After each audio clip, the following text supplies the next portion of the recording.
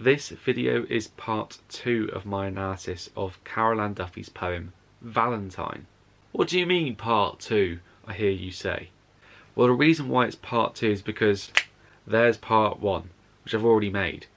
If you haven't seen that already, a link for it should be appearing on screen about now. So click that, watch part 1 first, so that way part 2 makes loads more sense.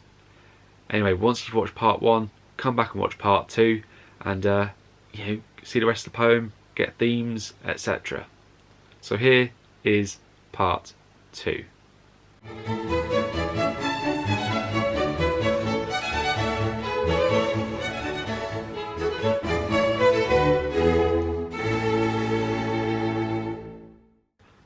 So these are the 4 questions that I left you with at the end of part 1 of my analysis of Valentine.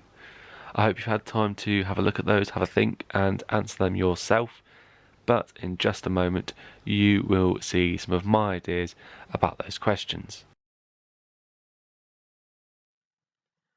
By repeating the line, "I give you an onion," the gift now sounds quite forceful, as if the persona is insisting that their gift is accepted.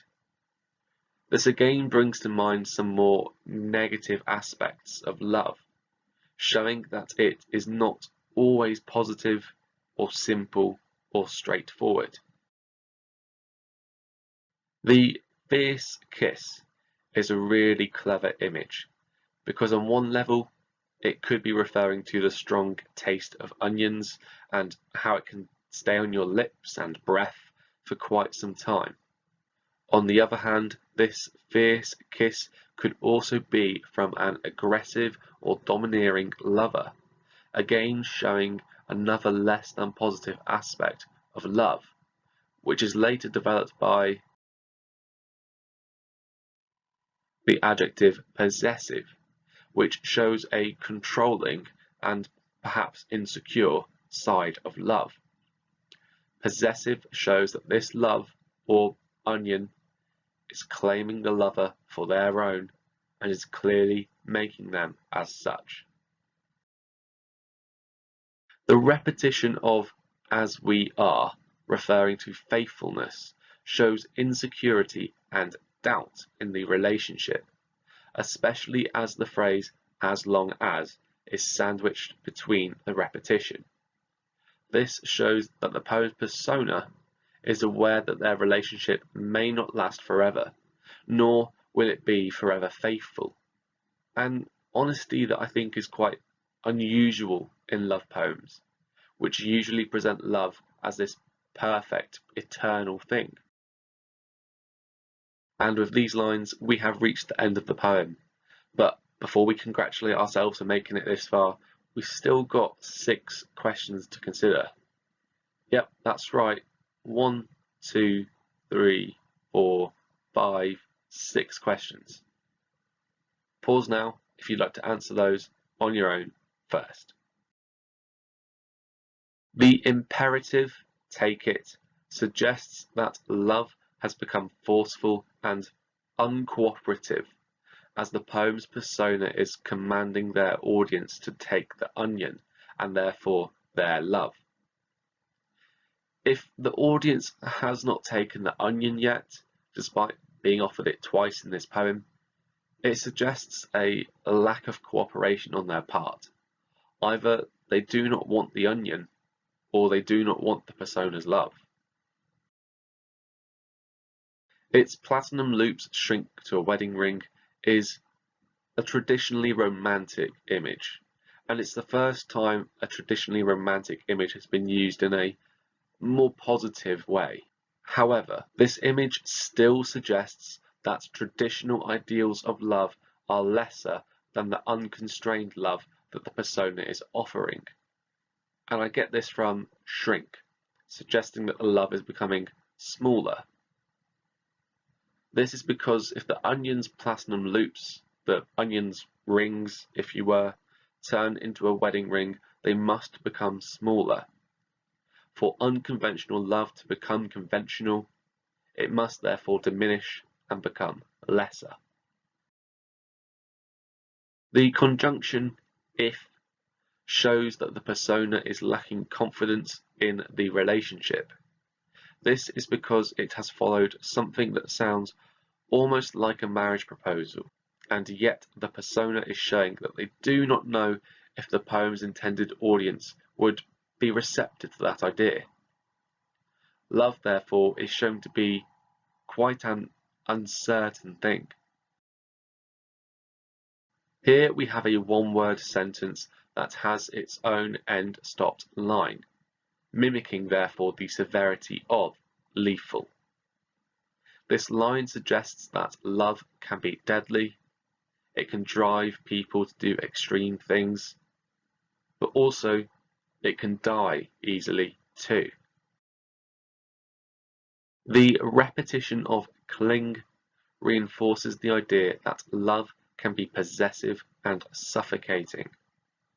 In particular, this shows that love can be suffocating as it is talking about a scent. Certainly, this repetition does not show love in a positive light. Of course, this image could just be about chopping up an onion, but even in doing that, the image shows the persona's lover doing what they want with the persona's love, including mutilating it.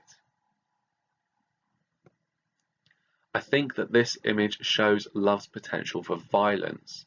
Love can leave people wounded in a number of ways, including physically and emotionally.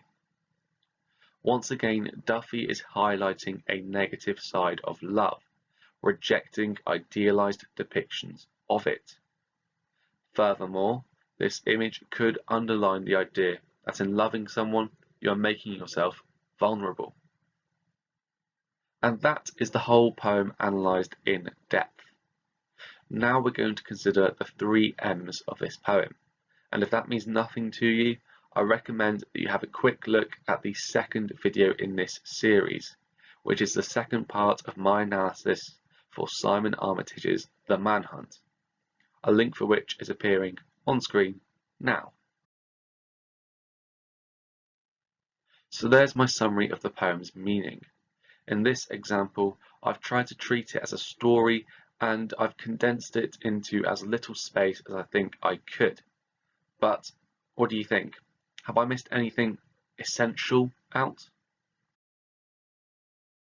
And there is my summary of the poem's mood. It was quite hard to condense the mood into such a short space, as I do feel like the mood changes quite a bit.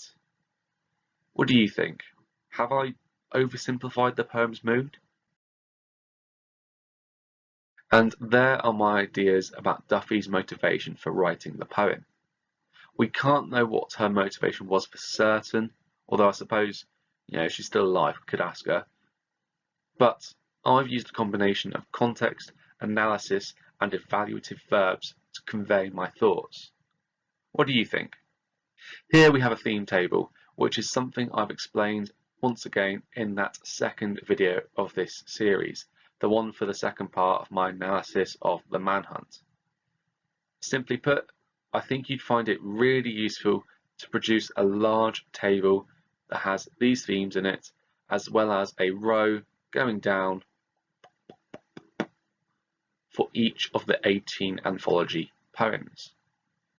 So if I was filling out this grid for this poem, this is what I might have done. I've ticked the power box as I believe that this poem could be said to be about the power of love. Despite the poem's use of an onion as its central conceit, I wouldn't say that this is necessarily a poem about nature. This poem is definitely about love, no question. I wouldn't say that this is a war poem. Although you could argue that this is a poem about Valentine's Day, I wouldn't really say that this poem focuses on time at all, nor does this poem make any mention of place whatsoever.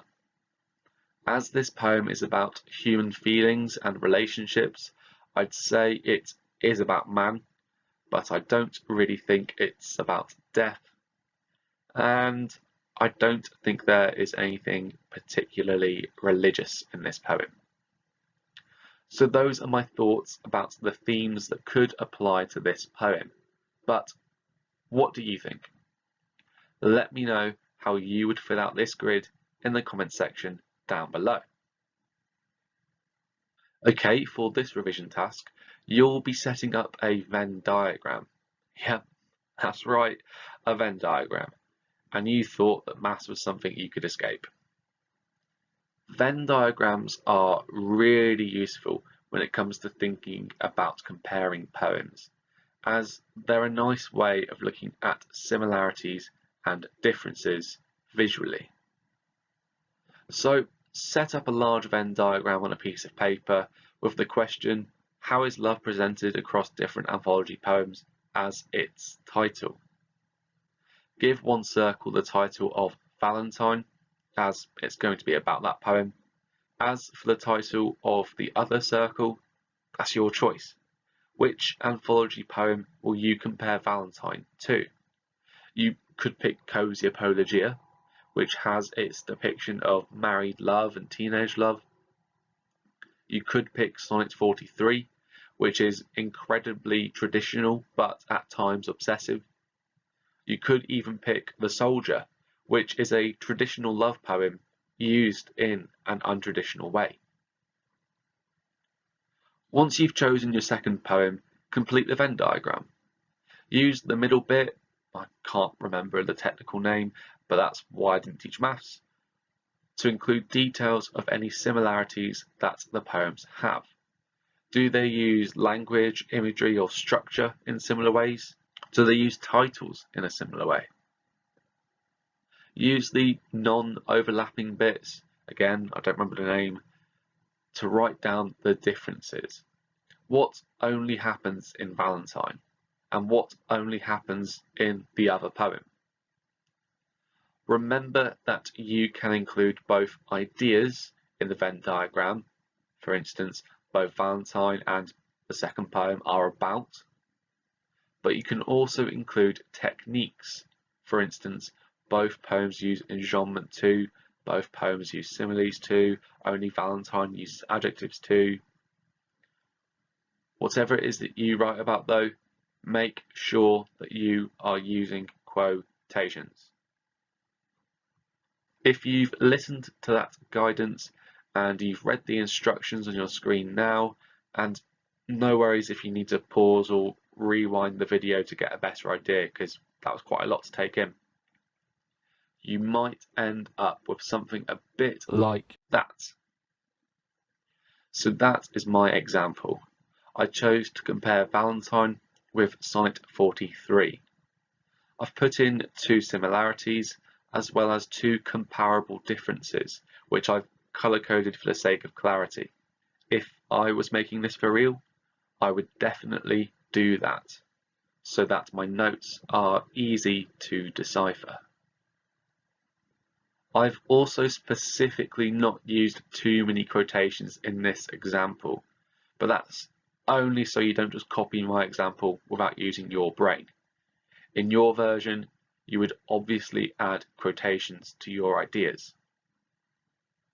Also, if I was doing this for real, I would also make sure that I had more ideas than just these 4. The more comparisons you make, certainly 5 and above, the better. And there we go. That is my analysis of Valentine done. Genuinely, I hope this video has helped you in some way and that you feel more confident with this poem now.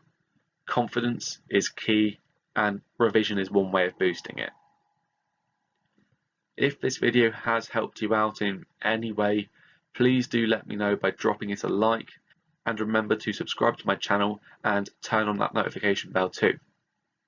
Feel free to add a comment down in the comment section, either letting me know how much this video has helped you, or asking me a question about Valentine, or adding some of your own ideas, which I think would be brilliant to see. Doing any of those things also helps my videos reach even more people, so please do help me to help even more people out. As ever, I hope you have an awesome day, and remember to take frequent breaks from revision, because a burned out student is not a happy or successful student. So, how is love like an onion? Well, as Carol Ann Duffy has explored in her poem, it's a natural thing. It has many, many, many layers, and if handled improperly, it can make you cry.